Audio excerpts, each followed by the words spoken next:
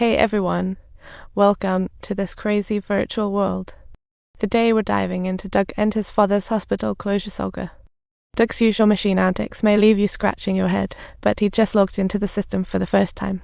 Talk about a headache. Doug uses this machine daily. How is he unaware of the old man's feelings? Amazingly, Jen doesn't complain. And when Doug first laid eyes on Jen, he looked like he was saying, "I know you."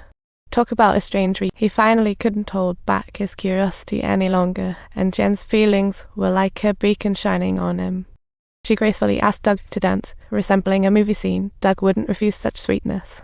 But just as they were about to enjoy this romance, bam, a wave of amnesia hits, and the cops are kicking down the door.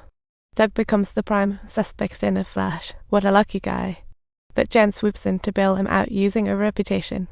The double whammy of amnesia and body counts makes Doug question if he's the bad guy. He's determined to get to the bottom of this. Ignoring Jen's advice, he dives back into the virtual world, only to forget to set the timer. What a rushed little dude. Doug enters the virtual world, trying to dance through life, but he leaves his partner hanging. He rushes to the bookstore in his place, but when he can't get in, he just hurls a rock through the window. He shouted out the secret that the bookstore owner could not refuse, and instantly realized that this might well be another kind of intrusion. The bookstore owner is suffering from amnesia, wondering why he suddenly woke up smelling like a girl's perfume.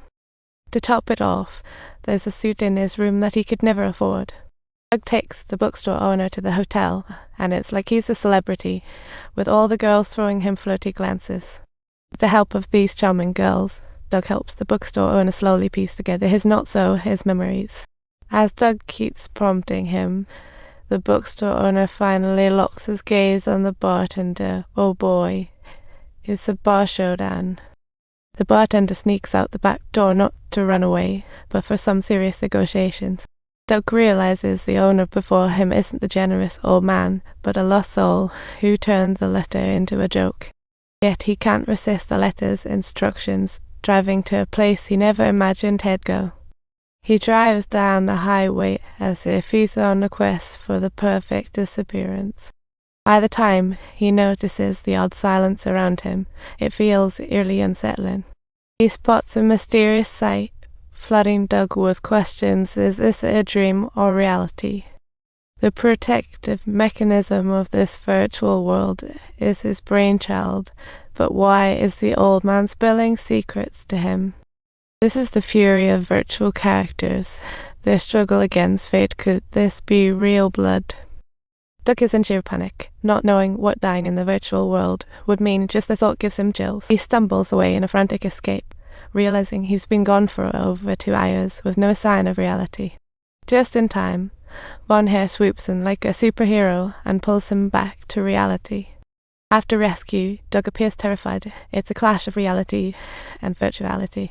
He realizes it's not just fake. Those characters' lives as real as us. So, he decides to shut down the system first thing in the morning, later realizing Jen already knew this secret.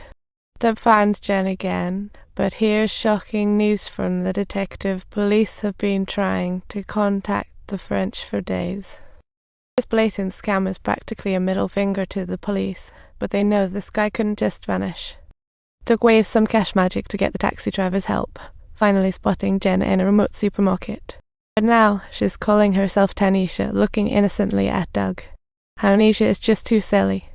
Although Tanisha feels a strange familiarity with Doug, she can't remember a thing. What a familiar scent, Doug thinks. How absurd it is sometimes to have amnesia. Following the letter's guidance, he hits an unfamiliar highway, leaving the city behind like he's disappearing. Everything on the path gradually fades away.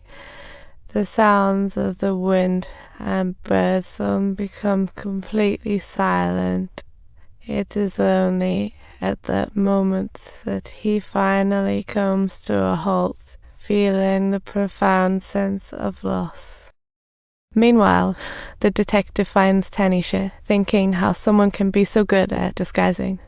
A gleam flashes in Tanisha's eyes, and she instantly transforms back into Jen. This is all getting complicated.